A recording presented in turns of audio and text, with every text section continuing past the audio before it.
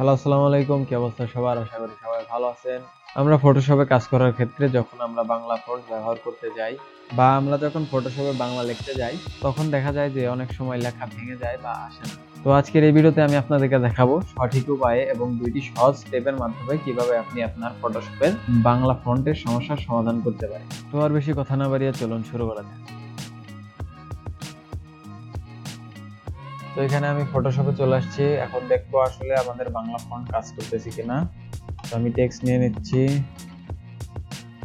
এখান থেকে বাংলা সিলেক্ট করে দিলাম আভ্র থেকে।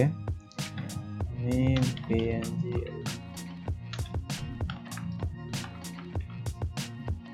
সো দেখতে পারতেছেন এখানে বাংলা সঠিকভাবে কাজ করতেছে না। তো এইখানে আমাদের ইউনিকোড ফন্টটা সিলেক্ট করা আছে। বাংলা ফন্টে সাধারণত দুইটি ভেরিয়েন্ট হয়ে থাকে, একটি ইউনিকোড আর একটা হচ্ছে ANSI। তো এটি ব্যবহার করে দিচ্ছি ANSI। তো তাও এখানে সঠিকভাবে কাজ করতেছে না, তো আমরা আবারও ইউনিকোড ব্যবহার করব। ইউনিকোড ব্যবহার করার পরেও কাজ করতেছে না। তো বাংলা ফন্ট সঠিকভাবে কাজ করানোর জন্য আপনি চলে আসবেন এডিট অপশনে। এডিট অপশন থেকে প্রেফারেন্স থেকে টাইপে ক্লিক করবেন। তো এখানে ডান সাইডে দেখতে পারতেছেন ওয়ার্ল্ড রেডি লেআউট, এই অপশনটা সিলেক্ট করবেন এবং ওকেতে ক্লিক করবেন। ওকেতে ক্লিক করার পরে আমরা ট্রাই করব আবার। আমি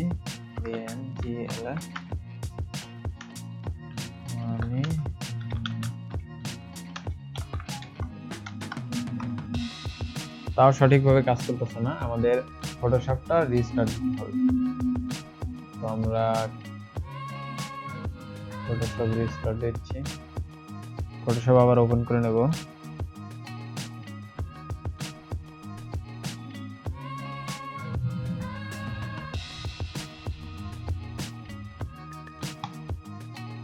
একটা উইন্ডোজ নিয়ে নিচ্ছি। তো এখন আমরা আবার দেখব আমাদের বাংলা কাজ করে কিনা। এখানে লিখবো আমি এখান থেকে বাংলা সিলেক্ট করা হয়নি।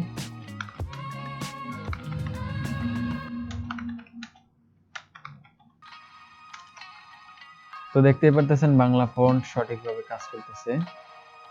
তো এখানে আপনি আরো অন্য কিছু লিখতে পারেন, যেমন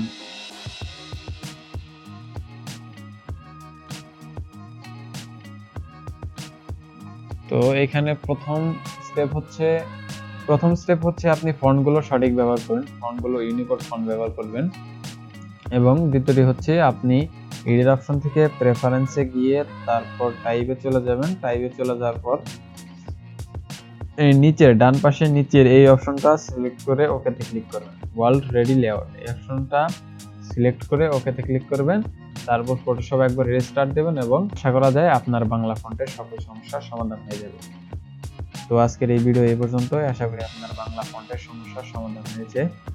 আপনি যদি এই ধরনের ভিডিও দেখতে পছন্দ করেন তাহলে আমার চ্যানেলটিকে সাবস্ক্রাইব করবেন এবং এই ভিডিওটি ভালো লাগলে ভিডিওতে একটি লাইক করবেন, আপনার মতামত শেয়ার করার জন্য কমেন্ট করবেন। ধন্যবাদ সবাইকে। আসসালামু আলাইকুম।